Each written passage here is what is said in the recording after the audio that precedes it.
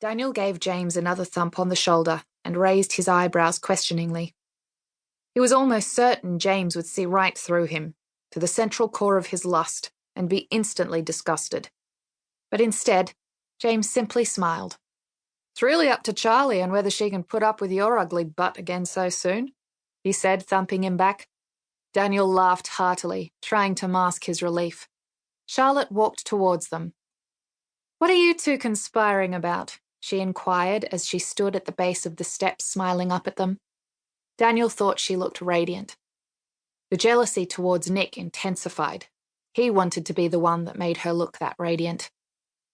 "We're just having a male bonding session," James answered, striding down the steps and lifting her off the ground in a big bear hug.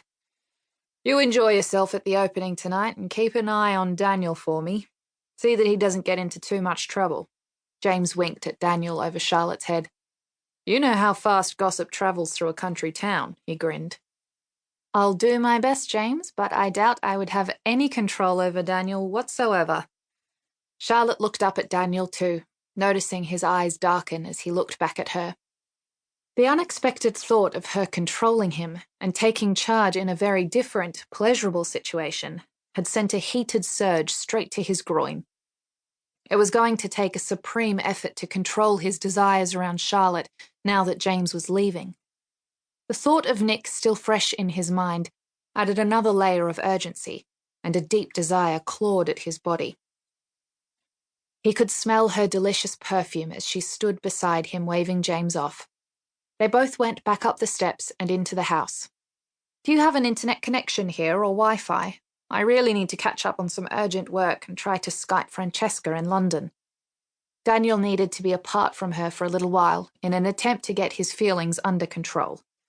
On one level, he was still seething about Nick. Maybe James was right, and Nick would be better for her, better than him. If he could bury himself in some work, at least, then he might calm down and not feel like punching something.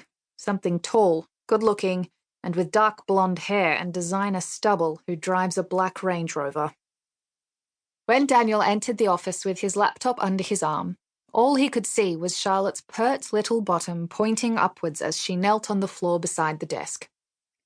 "I think this is it," she said. "But you'll have to connect up your computer. I'm technologically hopeless, and I'll just wreck yours if I touch anything. I really don't use this room, but Michael was in here all the time with the business." Her face was quite pink from the exertion of getting up off the floor. He pretended to be busy with his laptop, not wishing to be caught ogling her divine rear end. There was something to be said for horse riding. It certainly firmed up the thighs and backside. Once again, he contemplated how it would feel to run his hands over her naked bottom and down the length of her lithe, smooth thighs. The sweat started to bead on his top lip as his thoughts ran wild. And once again, he felt the familiar stirring of arousal in his jeans. This would never do. He really did have a massive backlog of work. As nice as it was to imagine Charlotte naked and pressed against him, those thoughts would have to go on the back burner, at least for now. It was difficult to keep her at arm's length. His parting conversation with James was ringing in his ears. Why had he made that rash promise to James? When had he ever been the perfect gentleman? He should have just kept his bloody mouth shut.